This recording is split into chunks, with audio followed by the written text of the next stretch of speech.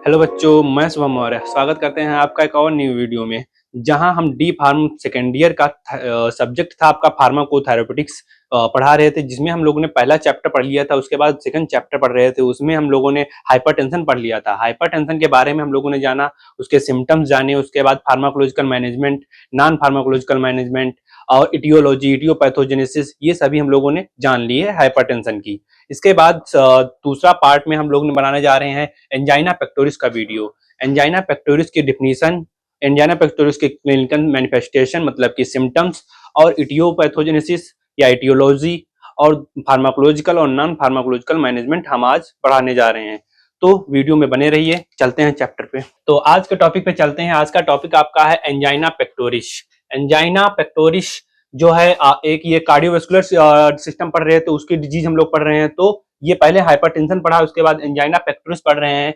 तो एंजाइना जो है ये एक हार्ट डिजीज है, जिसमें एक्यूट चेस्ट पेन होने लगता है। और तो ये कैसे होता है, इसका क्या डिफिनीशन रहेगा, क्या इंट्रोडक्शन रहेगा, तो वो अभी जानते हैं। तो angina is a term used for chest pain caused by reduced blood flow to the heart muscles. मतलब कि एंजाइना जो है जाना जाता है, एंजाइना जो टर्म है जाना जाता है एक चेस्ट पेन के लिए, जो कि जो ब्लड फ्लो जो रिड्यूस्ड हो जाता है, उसकी वजह से जो है एंजाइना काज होता है, या फिर चेस्ट पेन काज होता है। वो ब्लड फ्लो की कमी से होता है। जैसे कि हमने एक डायग्राम बना लिया, ये जैसे कि हार्ट का डायग्राम है, और ये चारों तरफ मसल्स हैं, और इसमें 4 चैम्बर हो गए, ठीक है। तो जब ये कुछ इसे मसल्स हैं, या कह लें आर्टरी वेन्स कह लें, ठीक है, तो इसमें जब ब्लड आता है, ब्लड का फ्लो आता है, एक फ्लो आता रहता है। तो उस फ्लो में जब ब्लड नहीं आ पाता है, उसका फ्लो रुक जाता है, या वो जो ब्लड है वो कम मात्रा में पहुंच पाता है हार्ट के पास, तब जो है ये एक्यूट चेस्ट पेन होने लगता है। तो वो एंजाइना कहलाता है, एंजाइना पेक्टोरिस कहलाता है। जैसे कि यहाँ पर मैंने एक आर्टरी बना ली, मेनली यहाँ पर कोरोनरी आर्टरी जो है उसमें जो है कुछ ना कुछ जमने से, या कह लें कि उसमें उसका जो डायमीटर कम होने की वजह से ब्लड फ्लो रुक जाता है, या ब्लड फ्लो कम हो जाता है, तब जो दर्द होता है वो एंजाइना पेक्टोरिस कहलाता है। जैसे कि हमने ये एक आर्टरी बना ली, तो आर्टरी में पहले तो ये जैसे एक होते हैं फाइब्रस, एक होते हैं नॉन फाइब्रस। जो ये फाइब्रस होते हैं, ये कुछ स्पेस जो होते हैं कवर किए होते हैं उस आर्टरी के बीच, जिसकी वजह से जैसे ब्लड का फ्लो कुछ कम होता है। जो नॉन फाइब्रस वाले होते हैं, उसमें क्या होता है, ये अगर ये जो होते हैं बढ़ते रहते हैं, ये जो है स्पेस अपना और ज्यादा बढ़ाते रहते हैं, तो ये बहुत ज्यादा खतरनाक होते हैं। इसी को जो होते हैं, इसी को बोलते हैं अनस्टेबल एंजाइना। इसी को बोलते हैं जब जो ये फाइब्रस जो होते हैं, जो ये फाइब्रस कह लें या कोलेस्ट्रॉल कह लें, जो भी आपकी आर्टरी या वेन्स या जिसमें जिसकी तरह ब्लड फ्लो होता है, उसमें जो जम जाता है कोलेस्ट्रॉल या प्लेक कह लें, या फिर आपका फाइब्रस कह लें, टिश्यू कह लें, ठीक है। तो उसकी वजह से जो ब्लड फ्लो कम होता है, तो उसे ही एंजाइना पेक्टोरिस या chest pain, acute chest pain कहलाता है, ठीक है। तो उसके बारे में और जानते हैं। It is symptom of coronary artery disease and is typically described as squeezing pressure, heaviness, tightness और पेन इन चेस्ट। ये जो है इसका जो सिम्टम की बात करते हैं, ये कोरोनरी आर्टरी का डिजीज है, कोरोनरी आर्टरी डिजीज है। इसका जो सिम्टम है डिस्क्राइब किए गए हैं, जैसे कि स्क्वीजिंग, प्रेशर, हैवीनेस या टाइटनेस या पेन इन चेस्ट, ये इसके सिम्टम्स हैं, ठीक है। फिर है angina is experience during physical stress and relieve after rest, but in severe condition it may observe on minimum physical work और द एट रेस्ट। मतलब कि एंजाइना जो है, एंजाइना को एक्सपीरियंस किया गया है कि जो फिजिकल स्ट्रेस से जो है ये और काज होता है, तो इसके लिए रेस्ट करना जरूरी होता है एंजाइना जब होता है। और तो और जब सीवियर केस आता है, तब क्या होता है कि कोई जनरल फिजिशियन या जो स्पेशलिस्ट हैं कार्डियोवास्कुलर के, उनसे मिलना पड़ता है, उनसे काउंसिल करना पड़ता है, ठीक है। तो एंजाइना मेनली क्या होता है वो हम लोगों ने जान लिया। उसके बाद उसके हम टाइप्स जानते हैं, कितने टाइप के होते हैं एंजाइना। तो angina is characterized in 3 different type based on the condition. Angina जो है 3 टाइप में बांटा गया है बेस्ड ऑन कुछ कंडीशन है उनके अनुसार। जैसे कि पहला है स्टेबल या chronic angina. This occur when the heart is working harder than it work in normal condition. जब हृदय को जो है नॉर्मल कंडीशन की बजाय ज्यादा काम करना पड़ जाए, तो ये जो कंडीशन आती है स्टेबल या क्रोनिक एंजाइना की कंडीशन आती है, जैसे कि ड्यूरिंग एक्सरसाइज में क्या होता है, हार्ट को ज्यादा से ज्यादा ब्लड चाहिए होता है, तो उसमें क्या होता है, ये उस समय ये स्टेबल या क्रोनिक एंजाइना काज होता है। It follow are regular pattern cover over month and even year, symptom are relieved in rest और मेडिकेशन। जो ये सिम्टम है स्टेबल एंजाइना की, वो जो है रेस्ट या कुछ मेडिकेशन है उनके लेने के बाद जो है कम दिखाई देते हैं या रिलीफ मिल जाता है। ठीक है, ठीक है, स्टेबल एंजाइना। तो ऐसे ही हम स्टेबल एंजाइना का और जैसे कि आर्टरी लेते हैं, कोरोनरी आर्टरी हमने ले लिया। ठीक है, तो जैसे कि हमने कोरोनरी आर्टरी का एक डायग्राम बना लिया। ठीक है, तो इसमें ये जो फाइब्रस टिश्यू है या फिर फाइब्रस या फिर कह ले कोलेस्ट्रॉल कह लें या प्लेक कह लें, ये जो जमता है, ठीक है, ये है जो इससे जो ब्लड फ्लो रुकेगा तो क्या होगा, ये स्टेबल बोला जाएगा एंजाइना। अब अनस्टेबल की कंडीशन क्या होती है, ये जो नॉन फाइब्रस होते हैं इसमें क्या होते हैं, छोटे होते हैं लेकिन खतरनाक होते हैं, क्योंकि ये अपना साइज जो होते हैं परिवर्तित करते रहते हैं, मतलब कि ये साइज जो होते हैं बढ़ते रहते हैं। ये बढ़ता रहेगा तो जो है ये ब्लड का जो फ्लो है ये कम पड़ जाएगा, तो तब ये कंडीशन जो है अनस्टेबल एंजाइना की कहलाती है। ठीक है, तो unstable angina this does not follow are regular pattern and can occur when even at resting condition. यह एक नियमित पैटर्न का पालन नहीं करता है और आराम करने की स्थिति में भी हो सकता है। मतलब कि अनस्टेबल एंजाइना की ऐसा नहीं की कंडीशन है कि आप रेस्ट कर रहे हैं, आप कोई हैवी वर्क कर रहे हैं या फिर कह ले रेस्ट कर रहे हैं, तो ये इसमें ये कंडीशंस नहीं होती हैं, ये किसी समय भी हो सकता है अनस्टेबल एंजाइना। ठीक है, however unstable angina is considered more serious as rest और medication is not enough for its relief. मतलब कि जो अनस्टेबल एंजाइना है वो एक सीरियस कंडीशन है, जो कि ना रेस्ट या ना ही मेडिकेशन के थ्रू जो है इसको रिलीफ मिल सकती है। इसके लिए आपको हॉस्पिटल में एडमिट होना पड़ेगा, ये क्योंकि ये एक सीरियस कंडीशन है। ठीक है, person suffering from this type become prone to future heart attack within a short time।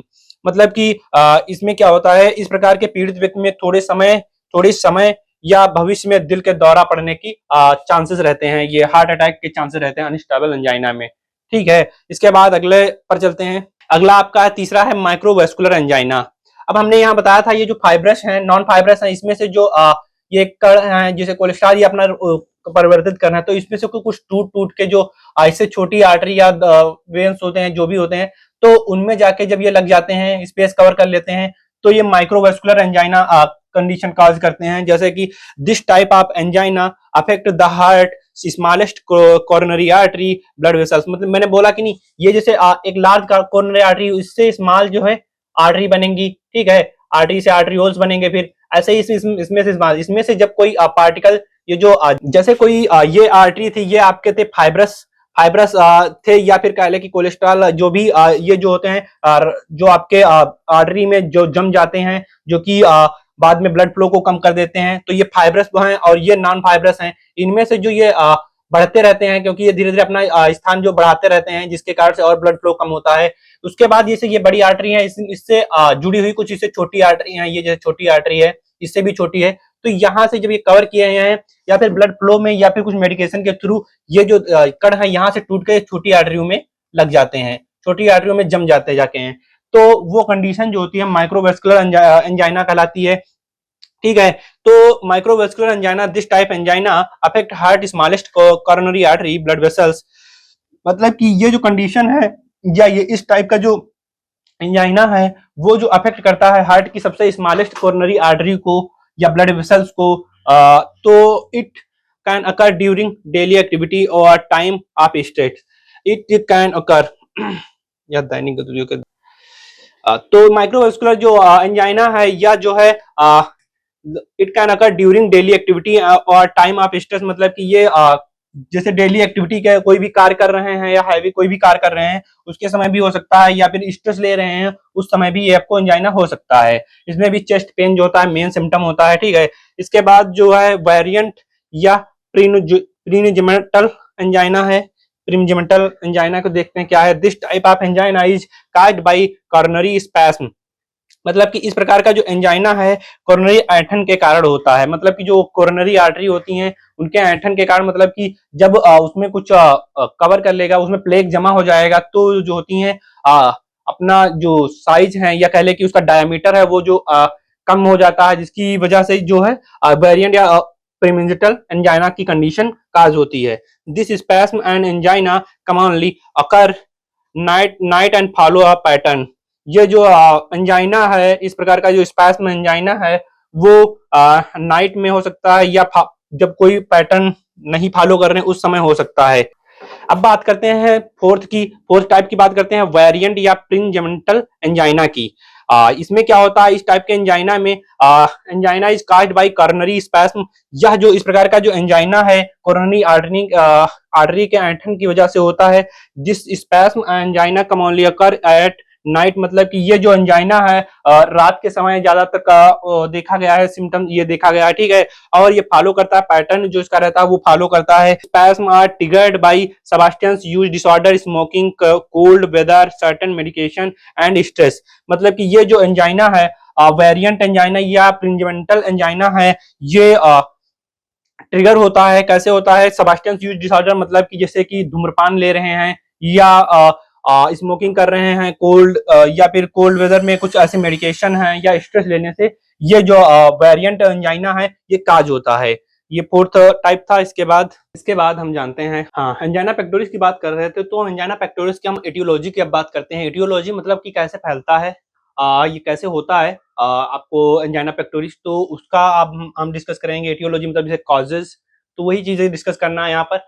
Coronary artery disease are the most common cause of angina pectoris rather than coronary artery disease spasm that may be due to diabetes, elevated cholesterol, high blood pressure and smoking। ये कुछ जैसे कि कह रहा है कि coronary artery disease जो है सबसे मेन कॉमन या कह ले कि मेन जो है कॉजेज है कि एंजाइना पेक्टोरिस काज होता है कोरोनरी आर्टरी डिजीज से। और तो और उसके अलावा भी जैसे कि डायबिटीज या एलिवेटेड मतलब कि बढ़ा हुआ कोलेस्ट्रॉल या हाई ब्लड प्रेशर या स्मोकिंग लेने करने से जो है स्पैस्म, मतलब कि जो वो मायोकार्डियल। अब बात करते हैं एटियोलॉजी की। एटियोलॉजी मतलब कि कॉजेस, कारण कि कैसे होता है आपको एंजाइना पेक्टोरिस का, उसका कारण क्या है। ये तो हम जान गए एंजाइना पेक्टोरिस होता है क्या, आप जानते हैं उसके कारण कैसे ये होता है। उसके बाद जानते हैं किन किन स्टेपों में ये होता है, खास जैसे एटियोपैथोजेनेसिस की बात करते हैं। ठीक, पहले तो एटियोलॉजी जानते हैं। एटियोलॉजी जो coronary artery disease are the most common cause. Coronary artery disease जो है इसका सबसे मेन कॉज है कि एंजाइना पेक्टोरिस काज होता है कोरोनरी आर्टरी डिजीज से।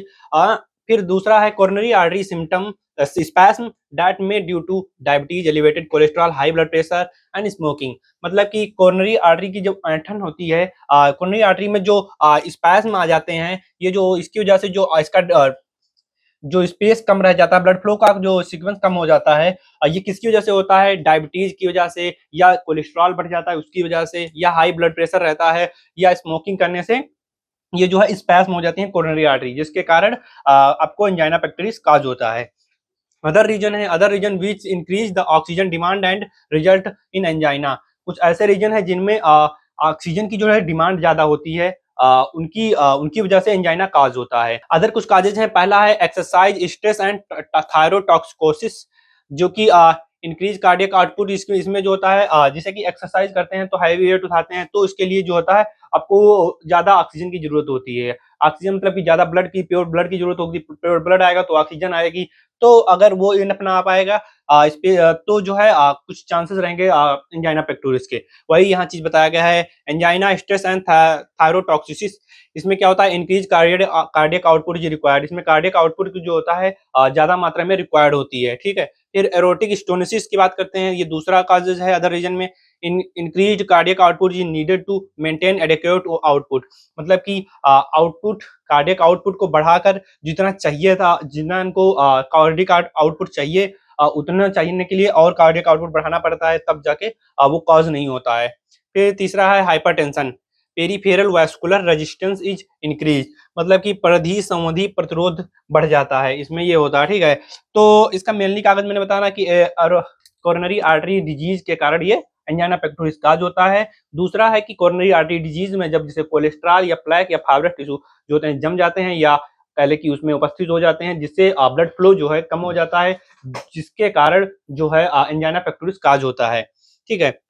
या फिर कह लें कि नैरोइंग कोरोनरी आर्टरी, मतलब कि कोरोनरी आर्टरी है जिसमें कुछ जम गया है, कोलेस्ट्रॉल या फैट जो भी है जम गया है, जिसकी वजह से इसका जो डायमीटर है वो पतला हो गया है या नैरोइंग हो गया है, जिसके कारण ब्लड फ्लो बहुत ही स्लो हो गया है, जो तो एंजाइना पेक्टोरिस काज होता है। एटियोलॉजी को हमने जाना, इसके बाद हम जान लेते हैं पैथोजेनेसिस। पैथोजेनेसिस को हम फ्लो चार्ट के जरिए समझाएंगे, ठीक है। पैथोजेनेसिस फ्लो चार्ट से समझेंगे, जो है बहुत ही आसानी रहता है। फ्लो चार्ट अगर आप लोग बनाएंगे एक बार में समझ जाएंगे, बाद में पेपर में लिखने में आसान रहता है, इसलिए फ्लो चार्ट से बनाकर समझाएंगे। तो पहला है प्रीडिस्पोजिंग फैक्टर। कुछ ऐसे फैक्टर्स रहते हैं जिनकी वजह से मतलब कि एंजाइना काज होता है, जैसे कि बताया ना कि स्ट्रेस हो गया या फिर कह ले कि हैवी एक्सरसाइज हो गया। हाँ, तो ये कुछ कॉजेज रहेंगे जो कि मैंने ऊपर बताए थे, ठीक है। उसके बाद क्या होगा, ऑब्स्ट्रक्शन इन कॉर्नरी आर्टरी। कॉर्नरी जो आर्टरी आपकी रहेगी, मेनली जैसे कि ये आपकी हार्ट है, ये आपका हार्ट है, 4 चैम्बर आपके बने हुए हैं और इधर चारों तरफ मसल्स हैं। तो ये जो आर्टरी है, ये कुछ ऐसे फैक्टर रहेंगे जैसे कि इन्वायरमेंटल फैक्टर में स्ट्रेस आ गया, और तो और आ गया जैसे कि हैवी आप फूड ले रहे हैं, जिनकी वजह से भी दिक्कत आती है, या एक्सरसाइज कर रहे हैं ज़्यादा हैवी, ठीक है। और तो और ऑक्सीजन की डिमांड ज़्यादा है बॉडी को, लेकिन ऑक्सीजन नहीं मिल पा रही परिपूर्ण रूप से। तो ये कुछ फैक्टर रहेंगे जिनकी वजह से जो है कॉर्नरी आर्टरी में ऑब्स्ट्रक्शन आ जाएगा, या फिर कह लें कि ये नैरो हो जाएगी, जिसकी वजह से ब्लड फ्लो कम होगा, जिसकी वजह से एक्सीमिया काज होगा। एक्सीमिया क्या होता है, ये ब्लड के फ्लो की वजह से जो कमी, ब्लड के जो कार्य रहते हैं वो होना बंद हो जाते हैं। मतलब कि जैसे कि न्यूट्रिएंट्स नहीं पहुंच पाता है, ब्लड जब नहीं पहुंच पाएगा, ऑक्सीजन नहीं पहुंच पाएगी। जब ऑक्सीजन नहीं पहुंच पाएगी तो ऑक्सीजन की कमी से फिर हाइपोक्सिया डिजीज हो जाएगी। हाइपोक्सिया जिसे बोलते हैं ऑक्सीजन की कमी, और जब हाइपोक्सिया हो जाएगी जिसमें रिड्यूस्ड ऑक्सीजन डिमांड, मतलब कि ऑक्सीजन की डिमांड ज्यादा होती है लेकिन ऑक्सीजन की मांग कमी हो जाता है। जबकि हाइपोक्सिया में क्या होता है कि ऑक्सीजन की जो है कमी के कारण ये हाइपोक्सिया होती है, तो डिमांड होती है कि ज्यादा ज्यादा ऑक्सीजन मिले, ठीक है। और जब ऑक्सीजन की डिमांड जब ज्यादा होगी और ऑक्सीजन कम है, तो उस तब जो है चेस्ट पेन होगा। चेस्ट पेन में ही को ही आप एंजाइना कहते हैं।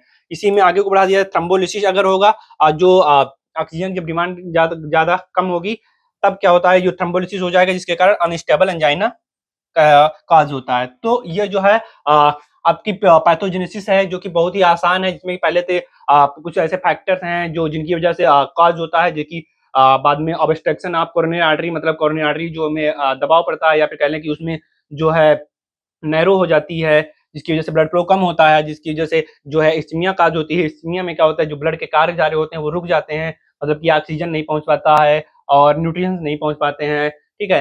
क्योंकि हार्ट तो हर वक्त काम करता है, तो जब ब्लड उसको नहीं पहुंच पाएगा, ऑक्सीजन नहीं पहुंच पाएगा, तो पेन होगा, फिर ये एंजाइना काज होता है। तो यही चीज यहाँ पर समझाया गया है। इसके बाद चलते हैं, इसके बाद बात करते हैं हम मैनेजमेंट की।